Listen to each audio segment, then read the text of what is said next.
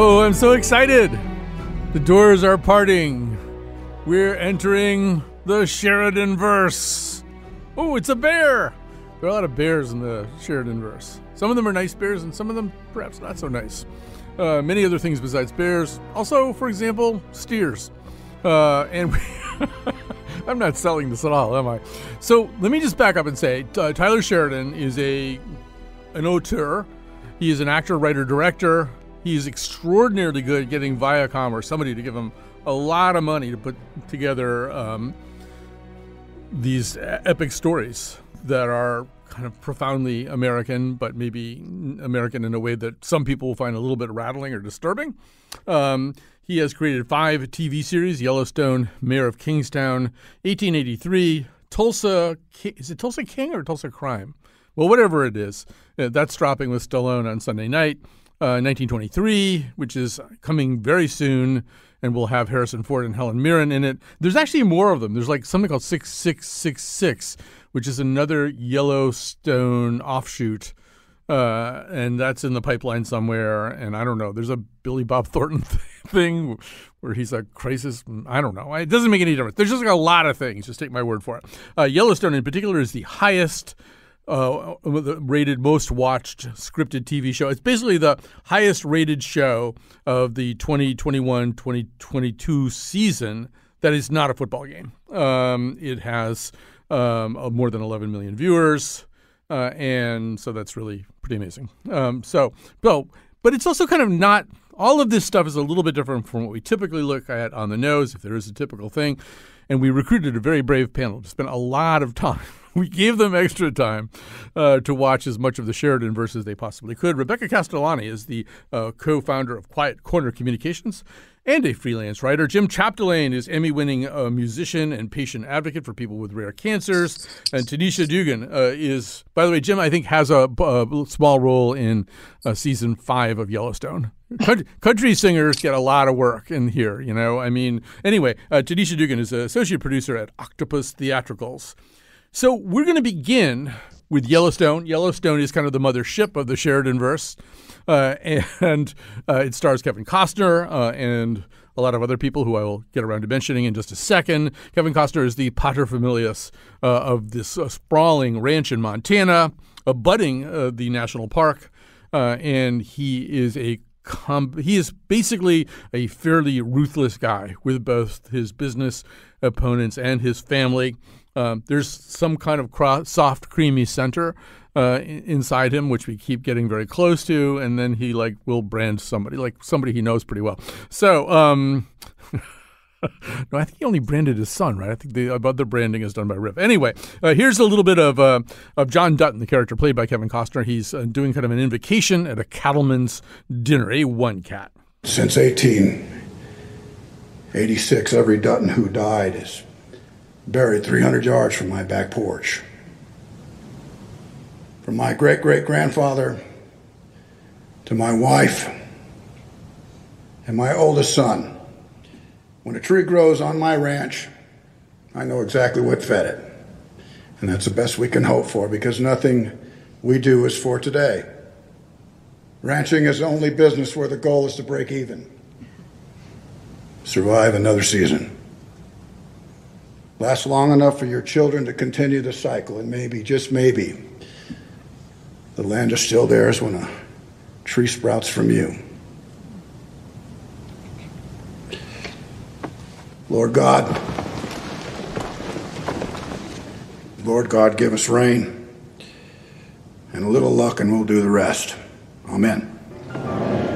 All right, like so much in the Sheridanverse, that actually calls back to 1883, which is the series that actually came after the beginning of Yellowstone, but goes back and kind of sets up how the Duttons got to the land that they're still on.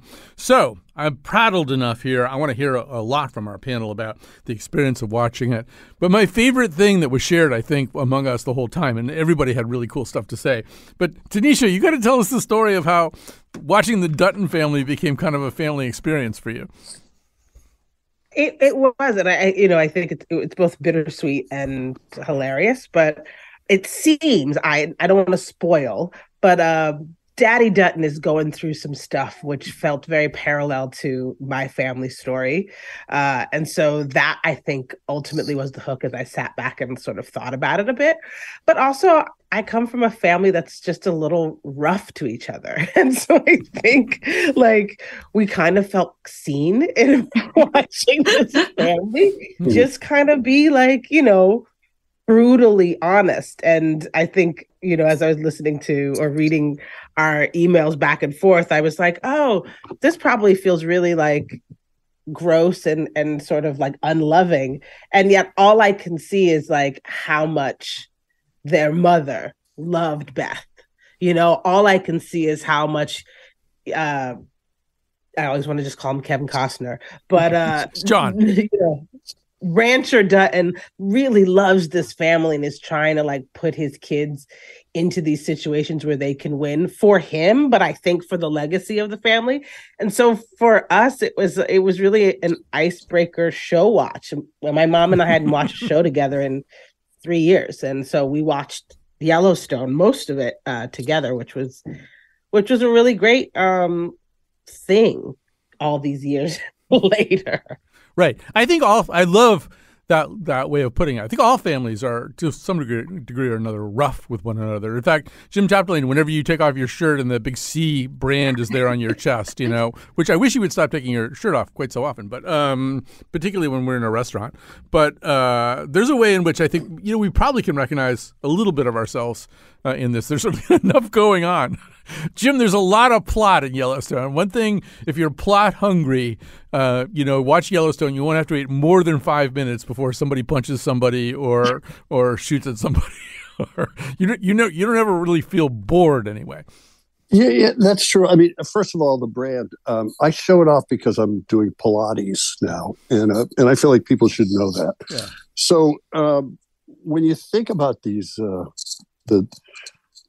characters, Yellowstone was the first one I watched, and if I could do my own prequel called 11/4/22, you may recall that last week I was ready to do this very show last Friday. So I had really binge watched a ton of this stuff, and I thought I was like really current and stuff, and I emailed you and Jonathan at about noon or something. Said, "Hey, I'm not getting many emails. Don't worry, you will." And Colin, I explained that I had a tight deadline and I had raw sewage in my basement. To which Colin replied, "Oh, I didn't know you did the raw sewage basement tapes." So that put me right in the Yellowstone frame of mind. So I had a chance to watch a lot of this, probably a lot more than you took all that Sudafed for nothing.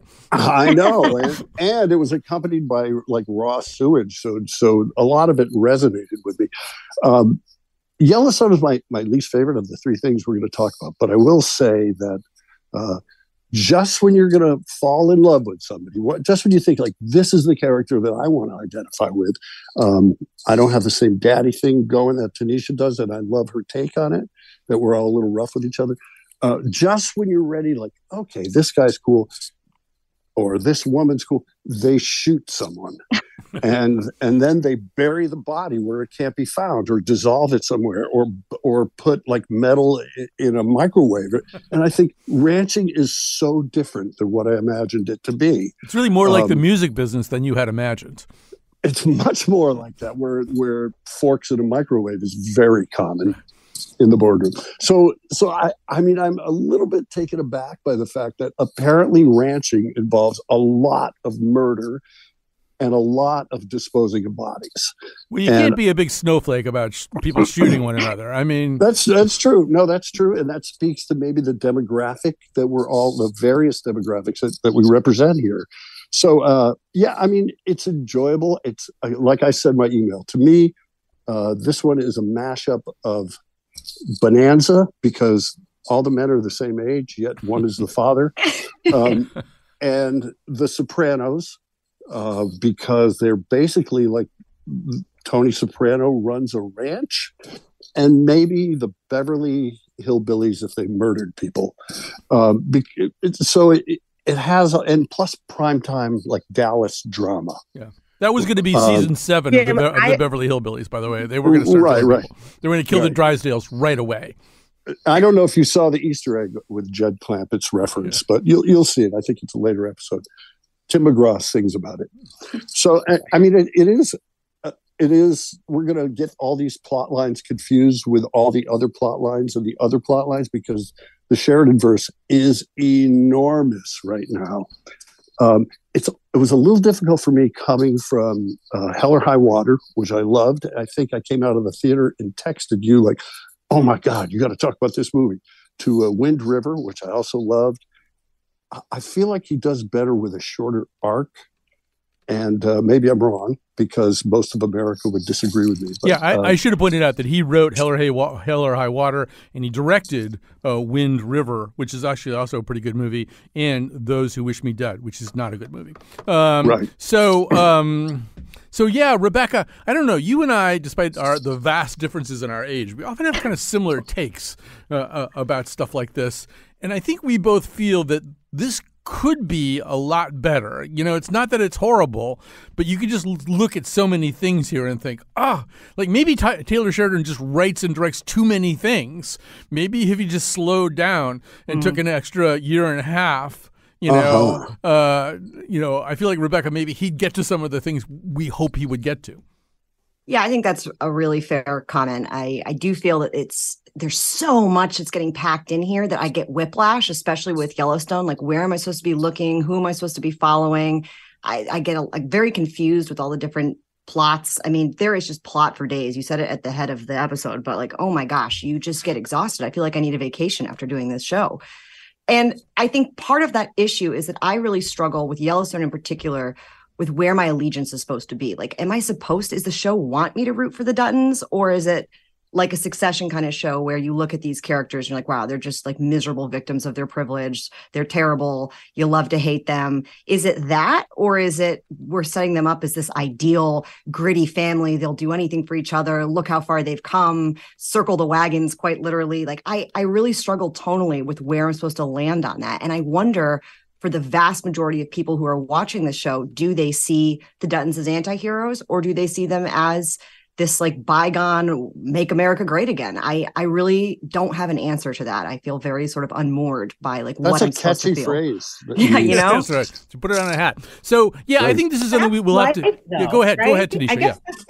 I think that's why I love it, is that like life is an endless array of 1,000 plots of everyone's lives. You either get involved or you don't. And people are never what they seem, at first glance, or 20 years later, they're still evolving in front of you.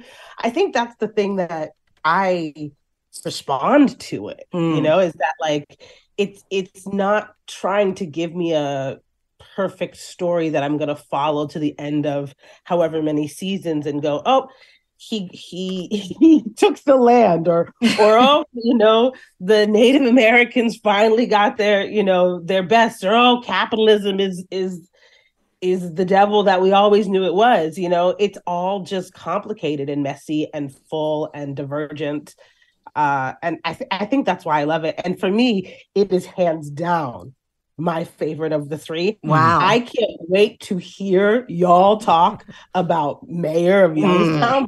That one, to me, can only be loved by people like you, I think. I don't know. Hey, I'm trying to be open to find out. That was our first murder. Yeah, on the nose. That's right. I figured I had to come with a shiv or right. That's right. Jim and Rebecca are dead right now. Rip is actually disposing of their bodies. I know. Right. So Rip can dispose of my body any day. Okay. Oh, and speaking of like age dysmorphia, I love you, Jim, but I'm not seeing all of those men as the same age on any level. But I also realized my father never wanted me to be a mom, and he could never see himself as a grandmother because he kind of always saw us, as we got to be adults, as in the same category of age, which is like not really true either. So, I want to just like hedge our age. You're drawing attention to it again, second murder of the show. So I feel like there's going to be a fight in the yard. and I'm going to lose, but I'm going to go. No, we got a guy in the tower, Jim. Don't worry, we got a guy in the tower. And that doesn't seem to help. So I think, sure, yeah. I mean, there is a AC. I mean, that's the reason I brought up Bonanza, because like Lauren Green was basically the same age as his son. I think Pernell Roberts was older. I'm not sure, but there's something a little disbelievable that. For example, Beth, his daughter, is more like, I don't know, second wife material. I don't know what's going on there.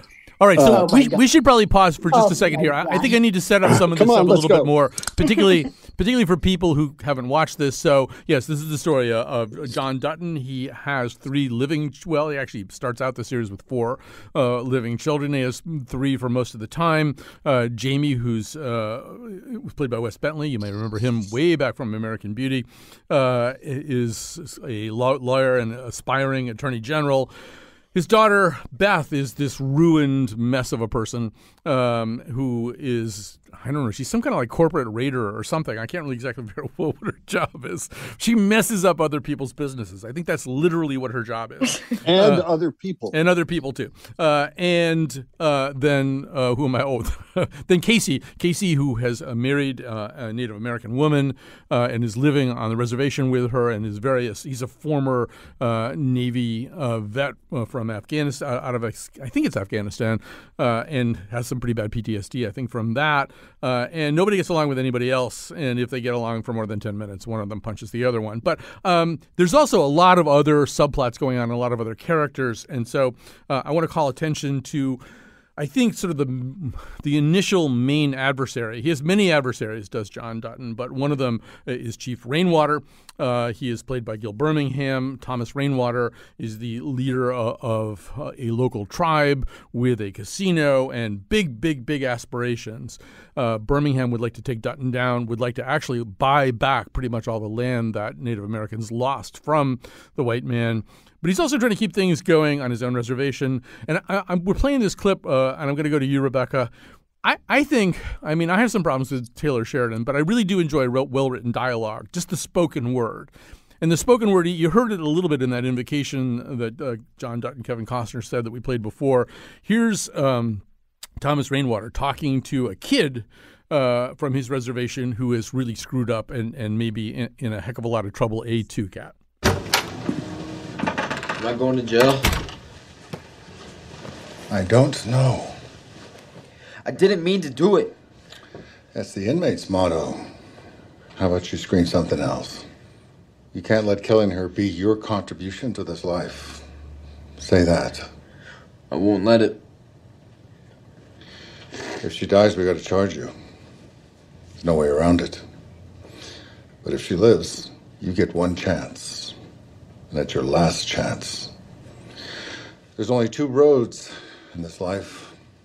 One's wide as a highway, full of choices. The other one's pencil thin, with only 2 directions. You're on the skinny road right now. Be very careful where you put your feet. So, Rebecca, this is also from Episode 7. Episode 7 also contains what I thought was a pretty remarkable conversation between Gretchen Mol, who plays John Dutton's wife, years in the past when his daughter was just first getting her period. And also sort of a remarkable kind of back and forth and what the wife thinks, the mom thinks that she's going to have to do for Beth. But I don't know. Rebecca, I'm a sucker for what feels like good spoken word. I feel like there's a lot of it here, whatever my other reservations might be. Yeah, I agree. I think that there's some really beautiful turns of phrase. And I think that, Gil Birmingham is just amazing. I love him in everything he's in, and he can just, read anything in such a beautiful, layered way. But I think across, I don't know, I hesitate with Mare because Mare is pretty bad. But with 1883 and Yellowstone in particular, I do feel like it has this almost lyric quality to the dialogue that really does draw you in. I sometimes felt like somebody was telling me a story, or if I could close my eyes, I still knew what was going on. Even though the cinematography in all of these shows is beautiful and you don't want to close your eyes, I feel like could almost function as an audiobook in some ways because it is very descriptive, very, very beautiful writing. And it confuses me a little bit because I think you and I felt the same way about this, that some of the characterization was pretty weak, but I don't really know what to blame that on because the writing is great. And I think the acting is also across the board pretty strong. So I don't know if it's just like a matter of not fleshing it out enough. I know Taneisha completely disagrees on this with some of the characters, but I think that the writing is really not the culprit here. And I was kind of expecting, I will say, and this is maybe my bias showing, that I went into this thinking the writing was going to be poor. And I was very pleasantly surprised at how strong it was and how immersed it got me into the material so much faster than I thought it would. Yeah, although, Taneisha, there is always the risk with the kind of ornate writer, whether he's writing for stage or she's writing for screen, that, and I think this is an Aaron Sorkin problem. Mr. McPants might disagree. It sounds like the writer's talking to you at a certain point, and that's wrong, right? The character should be talking to you. And I do feel like Sheridan gets in that lane sometimes where I feel like, oh, here comes a really great Taylor Sheridan speech. And we don't want that on stage or on screen, right? Oh, Taneisha, that was for you, yeah. I actually think Taylor is the most effective in dialogue. I kind of hate that monologue we just listened to, because for me, it's so clearly not of the voice of that character for me. It's trying to be poetic because it's in the mouth of an indigenous character, and that just feels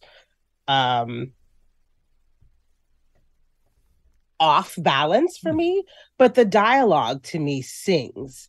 And I think that's also true in 1883. I mean, the poeticism of the way in which he handles sort of voiceovers and things when we move into that project is really remarkable. But I do think that sometimes there's an idea of a character and an idea of how they talk, and that is more informed than what's really happening inside of a character.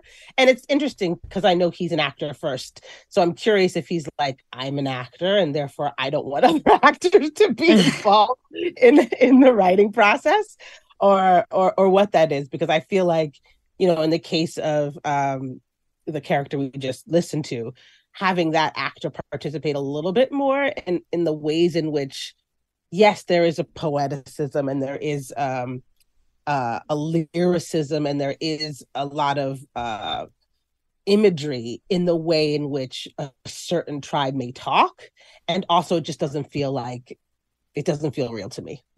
I love that you bring up the actor too. It makes me think of, supposedly on the set of the very first Star Wars movie, Harrison Ford looked up from the script at George Lucas and said, George, we actually have to say this bleep. Exactly. And yep. I don't think he's going to be saying that to Taylor Sheridan, though. maybe he will be. I don't know. But he's got 11 projects, so I think it's probably hard when he's the kind of master of the universe that he is to collaborate in that way if that's not his energy to begin with. All right, I'm getting the break sign from Mr. McPants, so we'll take a quick break here. We're going to come back. It'll be 1883 when we come back, so so prepare yourself for smallpox. I don't know what to tell you about it, but it'll be different. The hands of the many must join as one, and together we'll cross the river. Take a lot more than words and guns. A whole lot more than riches and... I think cities have weakened us as a species. Mistakes have no consequences there. Step into the road without looking, and the carriage merely stops or swerves. The only consequence, an angry driver. But here, there can be no mistakes. Because here doesn't care. The river doesn't care if you can swim. The snake doesn't care how much you love your children. And the wolf has no interest in your dreams. If you fail to beat the current, you will drown. If you get too close, you will be bitten. If you are too weak, you will be eaten. All right, so begins each episode, and also runs through every episode of 1883. That is Isabel May, the young Elsa Dutton. She does this kind of voiceover stuff throughout the episodes. She is very, very blonde and very idealistic, I think, to a certain point, but also very fatalistic. And 1883 also stars Sam Elliott and LaMonica Garrett as two kind of, I don't know, seasoned hands, former soldiers who kind of learned their way around the West and the High Plains. They are guiding a group of immigrants, German and Slavic, I think, immigrants, ideally from Texas all the way to the Pacific Northwest. And another big part of this is a married couple, the Duttons, played by Tim McGraw and Faith Hill, husband and wife in real life. So Jim Chapdelaine, you're the mayor of 1883. So you like this, right? I did. I should say I did too. I really like this a lot. I liked it, and I think hearing her voiceover, which at times for me doesn't work, but overall, it's a visually beautiful series. I think you and I are kind of in the target demographic. We have have grown up with Westerns as being sort of a standard form. Certainly every time there was a snow day, there'd be a Western on or something like that. So you have a library of this to draw upon. I think what I think about it was really a smart convention for him to deploy the voice of this really smart, capable, obviously like philosopher, budding philosopher, 18-year-old woman who's kind of seeing this very idealistically. Instead of the point of view of, say, Sam Elliott, who was great in it. So the difference between this show and all the other shows for me is I actually like a lot of the characters. Mm-hmm. Yeah, I can identify with them. I mean, I can also tell you categorically, I would never have gotten on one of these wagon trains ever under any circumstances. Well, I would rather. You'd be one of the guys who I was listening to the guys from The Watch. They were talking about 1883, and they said, it makes Lonesome Dove look like a trip to Six Flags or something. It's like so easy, It really does. But like here, they Sam Elliott will go, "Oh, that wagon wheel broke. You're staying here. Right. You're not coming. You're gonna die You're gonna die between right. Abilene and wherever the hell we're going." Yeah. So yeah, I don't know, Rebecca.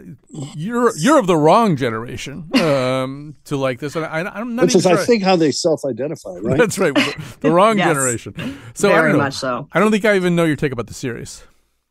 This was my favorite of the three. And you guys are completely correct. I have really no frame of reference for Westerns beyond like Westworld. So this was very new, though I do think this is a very interesting period in American history. We've got the myth of manifest destiny at work here. I could not help but think about the Donner Party the whole time. I was waiting for them to start eating each other. It didn't happen. But there's season 2, so who knows? But as a reformed horse girl, this was just like right up my alley. I really just loved Elsa. I did find the voiceover annoying at times, and certainly felt it was more annoying in Mare, and wish that maybe that wasn't as heavy-handed. But again, beautiful cinematography, great acting. The chemistry between Tim McGraw and Faith Hill is unbelievable. Like I don't even have words. It's just like palpable. So that's fantastic. And I just love Tim McGraw and Faith Hill. It's just fantastic. So yeah, I thought it was great. My only major complaint is that the scoring is so dramatic. It is just, I felt like I was watching Gladiator at times. I'm like, why is this music swelling? And it's just like an innocuous shot of them in the wagons. Like, it does not need to be at a 10 all the time. But besides that one little complaint, I did really enjoy it. And it's definitely hands down my favorite of the three. So Taneisha, for you, not so much. So tell us why. This was not so much. This one, I like them both equally. Yellowstone, 1883. I see myself, I'm going to watch on Sunday. I'm going to keep watching 1883. Like, you got me into the verse, despite my own self-hatred about that. But Isabel May is like luminous, she is like the perfect white girl, like the image of the American daughter. Like, she is just, all the things that I think, America dreams that they're protecting, And so, I'm fascinated by y'all's that this one rose above, because in the Beth Elsa scheme of it all, it's like we like them when they're pure and on the frontier and still pioneering. We don't love them when they're broken and standing firm on their own. It's kind of my hot take at the moment. But 1883 is gorgeous, of course, as all of them are. Yeah, it ain't bad. It ain't. All right, so can I just say I actually like the Beth character more than the Elsa character. The Elsa character spoke to me the least of all of the year 1883, but I see the function that she plays in this. It's sort of weird. In fact, go ahead. I kept saying, like, why is her hair dyed blonde? Like, did they have that kind of Oh, it's thing? so blonde. She's very blonde. Was that a thing there? I mean, did they have like Clairol or whatever it was? You have to buy it from Rita Wilson. I think she keeps it with your whiskey punch. She keeps it behind the bar. So let me just. I want to play a clip here. Before I play the clip, I do want to say, in a way, as we're talking here, one thing that strikes me is they almost should have merged the sensibilities of these two series, and then they'd maybe have something kind of interesting in kind of a Game of Thronesy kind of way, in the sense that nobody in Yellowstone is really, as far as I can tell, the slightest bit interested in moral solutions to anything. Whereas everybody in 1883 is kind of trying to figure out the right thing to do. They often come up with pretty draconian versions of the right thing. But in any case, let's hear Tim McGraw as James Dutton, Sam Elliott as Shay Brennan, LaMonica Garrett as Thomas. This is B1 Cat. You're not moving a wagon across that. You take them east. Use the ferry at Denison. Denison's the wrong direction. We got to head west somewhere. May as well be here. West Texas is rough. It's all rough. How far west we gotta go to get a better crossing? You go on a ways. 100 miles or more. Where it runs shallow, it's boggy. Real boggy. Go head east. Use the ferry. You do what you want. I'm heading west. I said east. I don't give a what you said. I don't work for you. They won't make it. Country's too rough. No water. There's bandits in every canyon, and there ain't no wall around that reservation either. I ain't asking for your permission. I'm telling you my decision. My decision's west. I don't think I've ever seen Sam Elliott act so. Maybe I haven't seen enough Sam Elliott movies. To me, he's like at the beginning of The Big Lebowski, and he's at the end of Up in the Air. He gives George Clooney his pen, and stuff. But he's really amazing in this. But Jim, I think you should speak up right now for the acting chops of musicians. I mean, McGraw and Hill, as Rebecca says, are great. I think Ryan Bingham is like really good in Yellowstone too. Colin, I got a lot to say about this. How many, let's just have a full confession, just round robin. How many people on this panel for the weeks to come expect to talk in their best Sam Elliott? I wore a cowboy hat here today. I'm not joking. I wore a cowboy hat to the studio. Yeah, and I've grown a droopy mustache in about 3 days. So he has a profound, he really is a much better actor than I had any idea, because he's usually a cartoon, and the cartoon turns out is what he plays here, except he gets to play a real human being with like fairly profound moral positions and self-evaluation. I mean, he's sort of like, it's like he's had modern therapy, but he's a cowboy, right?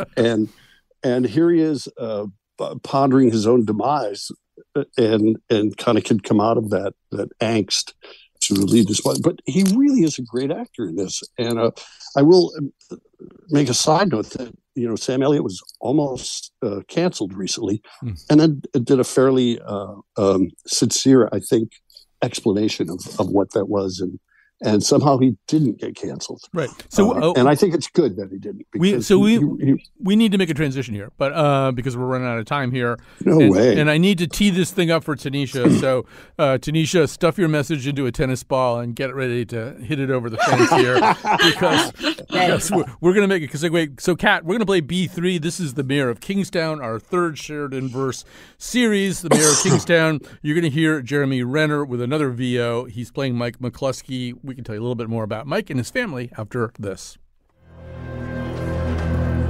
Every member of my family fights this fight in one way or another. And so does every family who calls Kingstown home. This is a company town, and the business is incarceration. 7 prisons in a 10-mile radius. 20,000 lost souls with no hope, no future. And I'm their link to a world that doesn't want them. I'm the life raft. I'm the Mayor of Kingstown. All right, I'm going to just read Paramount's own synopsis because that'll be faster. Mayor of Kingstown follows the McCluskey family, power brokers in Kingstown, Michigan, where the business of incarceration is the only thriving industry, tackling themes of systemic racism, corruption, and inequality. I'm not going to read that.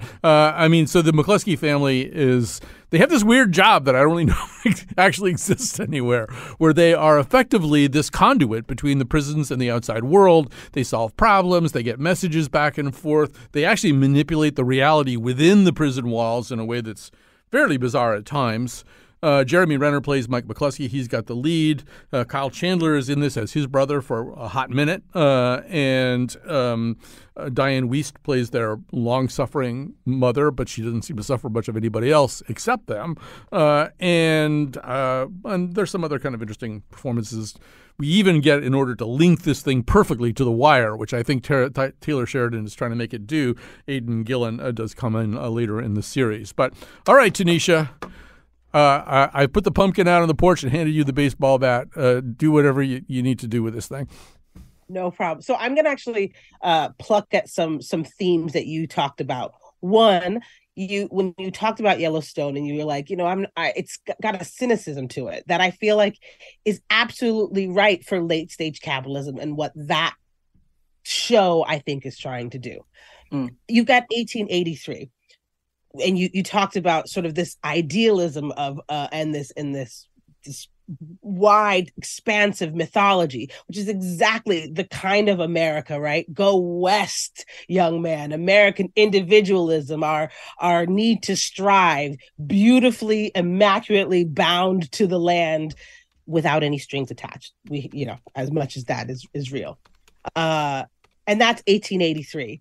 And then we got Mayor of Youngstown, which is doing the work of solidifying and calcifying the social strata as we understand it. And you hear it in that, like the voiceover that we just heard is the beginning of the show. And that was the end for me. It was the beginning and the end. Oh, this is what we're doing. The answer is no, because it is, I have had the luck to know many people in this life, some who have spent time behind bars, some who have tried to deal with families that are there. And this infrastructure is real. It's a part of the sort of paid prison system that is also protecting, quote unquote, our borders. So I'm going to wrap myself up because I could go deep down this rabbit hole, but this project is dangerous. And it's dangerous for people to love it and dangerous to people to sort of find entertainment inside of it because it's calcifying a way in which we understand white power, Black struggle, sexuality, all the things. All right. Unfortunately, because of time, I think you're each going to get one swing at the pumpkin. So, Rebecca, you can go next. Sorry, guys. No, it wasn't your fault. It's just that we have too much ground to cover. I completely agree with Taneisha. This just made me very uncomfortable from the jump. I only got through 2 episodes, and that was a struggle. I struggled with who is this for? I understand the demographic for Yellowstone and that appeal. It might not necessarily be for me, but I get it. I don't understand who would watch this show and be like, wow, I love this. This is fantastic. It's really speaking to me. It's just very uncomfortable. And Jeremy Renner is about as interesting as a ham sandwich. And I really struggle to connect with anything he does. So it was not a great choice to have him anchor it either, because he's just bland. All right. That was concise.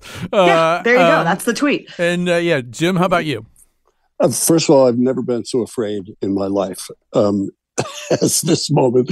But I would say maybe because this show is so bleak and grim and nihilistic, I didn't really view it as entertainment so much as or reality either. But showing the corruption, we know that when paid prisons move into a town, the town inevitably fails. We know that we're the most over-incarcerated population in the world. We have the highest percentage of people incarcerated in the world and the highest number of people incarcerated in the world. There's any number of attempts right now being done to used to undo that. But we also had an election where crime was front and center recently, and it didn't quite resonate with Americans the way it was thought it might. Maybe because the prison system is already maxed out 3 or 4 times. So the thing that it allowed me to watch this was I don't have the same thing with Jeremy Renner. I'm not a huge fan, but I like him more than, say, Kevin Costner. I'm sorry to say that. That's a hot take, Jim. Yeah. So fight me after. Fight me. I'll be out in school. I'll be out in the yard. You can come for me. So for me, it is unambiguously negative about all those structures. I don't find it, and it's also cliched. It's not a super nuanced show, but I found it like more compelling for me to watch that than the flatness of the characters in Yellowstone. If that helps. Maybe I'm a dead man.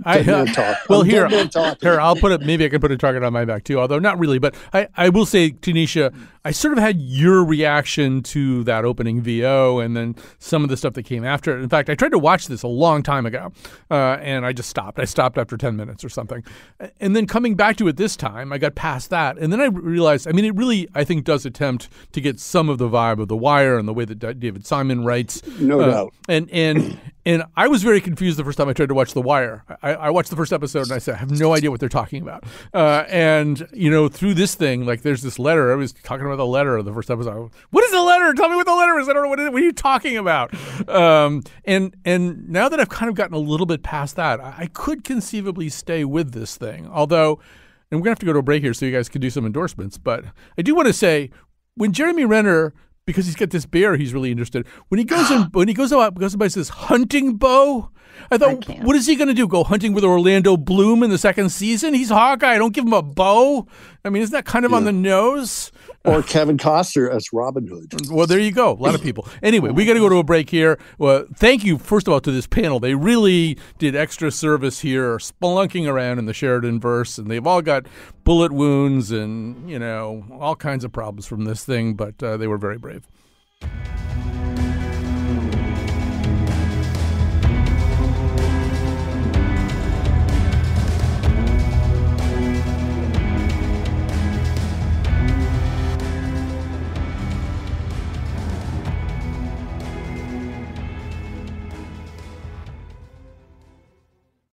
All right, so we've been having a lot of fun with the Sheridaniverse, but now it's time to talk about things that our panelists love. This has been a great panel. So, Taneisha Duggan, why don't you get us going? What are you going to recommend this week? Sure, I'm going to palate cleanse the TV. It's just really dope to see sort of like regular Black folks trying to make a way without it having to be about being Black or being any kind of special superhero or magical or anything like that. So Issa Rae's Rapture on HBO Max, I love. And it's getting towards Thanksgiving time. Y'all know I love a recipe and I love to cook.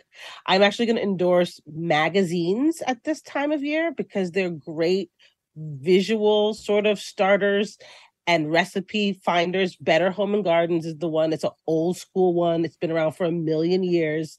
But I feel like folks are getting back to their families and stuff and doing stuff. And so a little analog magazine on the table to sort of Zhuzh. I like Analog magazine very much. That's a great endorsement in general. Thanks so much, Taneisha. And Jim, they're also a great band. That's right. Not as good as Raw Sewage in the Basement, though. All right, Jim Chapdelaine, what are you going to endorse? Well, because I have been consumed with both watching the Taylorverse and Raw Sewage in the Basement, I'm going to endorse Steve's Drain Service, which came, and I mean, I'm not kidding you, man. Steve will show up at your time of need. You know, he's like the good Lord. He's not always there when you want him, but he's there when you need him. Yeah. So he showed up for me, and he helped me resolve the problem. Did he look like Rip at all? Did he have like, black cowboy hat and say, "Is it okay if I put a body down here?" It's reasonable, but he did have a mysterious brand on his chest. I couldn't quite see what it was. Secondly, because I who wants to cook during something like that? I'll go back to Harry's pizza at Bishop's Corner with a specific pizza for the season, which is potato, cheddar cheese. All you pineapple freaks can come at me. But I can't get enough of this particular pizza. And I know these are two sort of odd endorsements, right. But and not unrelated to one another. No. It's sort of the it alpha. Speaks to my authentic self. I'm just trying to live my best self. The alpha and the omega is the pizza and the raw sewage. All right, so Rebecca Castellani, top that is what I say to you, Rebecca. Well, like everybody else, because I've been so immersed in the Taylor Sheridan universe, I too have not been like watching or reading anything new since I was last on this show. So I'm digging deep here, and my two endorsements are: the first is very strange for me, but I don't sleep very well. I don't know about anyone else here, but I'm just not a great sleeper. It's been something that's my nemesis my whole life. And I recently this summer got into sleep masks, and not all sleep masks are created equal, I've learned. So the one that has just been a real game changer for helping me fall asleep faster and, more importantly, keeping me asleep through the night is the Manta sleep mask. It's got these crazy little like eye cups that block out all light. You look simply insane wearing it. But I've had better sleep over the last 2 months than I really have probably my whole 30 years on this planet. So Manta sleep mask for my fellow insomniacs. And then my second one is a cheese, because when in doubt, endorse cheese. And this is specifically a marinated sheep and goat's cheese that I've just been obsessed with for the last couple months. It's by Meredith Dairy. It's in this like silky oil that's just fantastic for dipping bread in. It spreads really nicely. It's great on top of roasted vegetables, would be a great accoutrement to your Thanksgiving table. So go ahead and check out Meredith Dairy at your local cheese store, your monger of sorts, and dive in because it's delish. Okay, you might want to consider that there's Adderall in that cheese. That's right. And that is that why it's so good? Self-feeding cycle. Yeah, that's what's happening to your sleep. Yeah. Right there. So, in honor of Mayor of Kingstown, if that's the right way to put it, I'm going to endorse another sort of prison-themed thing called Inside Man. It's a black comedy. It stars. Oh, it's great. Yeah, it stars Stanley Tucci, David Tennant, and Dolly Wells, and a remarkable performance by a young man named Atkins Estamond, who plays Dylan, who almost steals every scene with Stanley Tucci. Think about that. But it's not to be taken particularly seriously, but and I won't say anything more about it. I think just investigate it. I think it's on Netflix. And then I think Jim and I would both say, if you've never seen Lonesome Dove, and I don't know where it is now, we stream it or buy it or whatever, but it's really good in a certain way. I'm sure the people who made Lonesome Dove watch 1883 and go, where does he get all that money? Right. He has so much money. He referenced Lonesome Dove a lot in a lot of his pre-interview stuff, and he should. But there's a poetry to it, and I do think, obviously, you'll never forget those two leads. And they are completely amazing, these two Texas Rangers. So that's it. That's all we have time for. We have to go. Thanks to this wonderful panel. They really did kind of extra duty this week. Waterbury, Alderberry, Woodbury, hitting on New Britain, Vernon, I already said that one, Avon, Farmington, yeah. On the radio, see you on the radio.